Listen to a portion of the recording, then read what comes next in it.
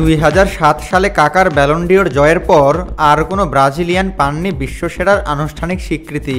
Neymar সেই আক্ষেপ ঘোচানোর চেষ্টা করেও তাতে সফল হতে পারেননি। কিন্তু 17 বছর পর এসে ভিনিসিয়াস জুনিয়রের হাত ধরে সেই খরা কাটানোর স্বপ্ন দেখছিলেন সেলেসাওরা।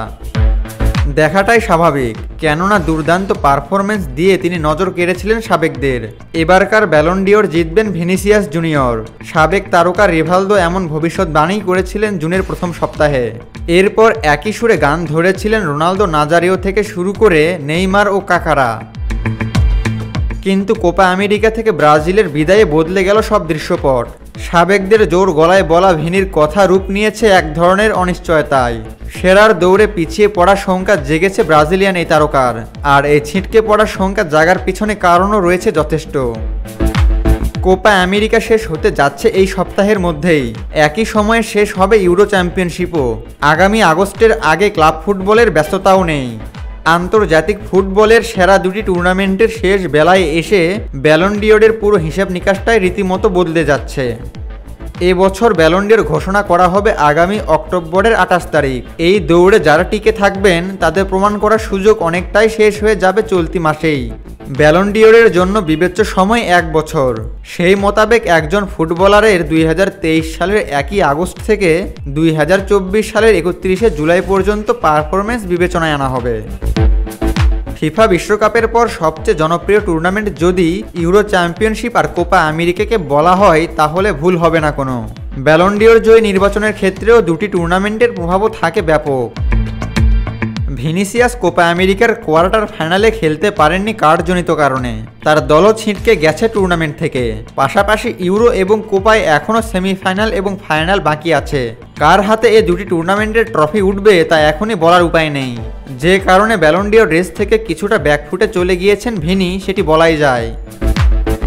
ভিনি রিয়াল মাদ্রিদের হয়ে 2023-24 মৌসুমে দুর্দান্ত সময় পার করেছেন। সব টুর্নামেন্ট মিলিয়ে 39 ম্যাচে গোল করেছেন 24টি এবং করিয়েছেন আরও 11টি। চ্যাম্পিয়ন্স লিগের সেমিফাইনালে বায়ার্ন মিউনিখের বিপক্ষে তিনি ছিলেন সেরা খেলোয়াড়। রিয়াল মাদ্রিদের চ্যাম্পিয়ন্স লিগ জয়ে সেবার বড় অবদান ছিল ভিনিসিয়াসের। ভিনির পাশাপাশি ব্যালন ডিওরের দৌড়ে আছেন ইংল্যান্ডের জুড বেলিংহাম।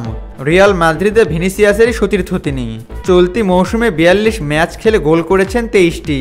সতীর্থদের দিয়ে করিয়েছেন আরও 13টি গোল। এছাড়া ইউরো চ্যাম্পিয়নশিপেও বেশ ভালো করছেন তিনি। এখনও শিরোপার দৌড়ে টিকে আছে তার দেশ। এরই মধ্যে চলতি ইউরোতে ইংল্যান্ডের হয়ে দুর্দান্ত দুটি গোলও করে ফেলেছেন বেলিংহাম, যার ভেতরে একটির সুবাদে ইংল্যান্ড সেমিফাইনালে। অন্যদিকে ব্যালন ডিওরের আরেক দাবিদার ফরাসি তারকা কিলিয়ান এমবাপ্পে। পিএসজির হয়ে শেষ মৌসুমে লিগ শিরোপা জিতেছেন তিনি। চ্যাম্পিয়ন্স লিগের সেমিফাইনালেও খেলেছেন তিনি। পিএসজির হয়ে 48 ম্যাচে করেছেন 44 গোল। ইতোমধ্যে ইউরোর সেমিফাইনাল নিশ্চিত করে ফেলেছে ফ্রান্স। যদি ইউরোর সেমিফাইনাল কিংবা ফাইনালে ইতিহাস গড়ার মতো কিছু একটা করে ফেলেন তাহলে ব্যালন ডিওর জয়ের দৌড়ে সবচেয়ে এগিয়ে থাকবেন এমবাপ্পেই। এছাড়া ব্যালন ডিওরের দৌড়ে আছেন ইংল্যান্ডের হ্যারি কেইন, ফিল ফোডেন ও জার্মানির টনি ক্রুজদের মতো তারকা।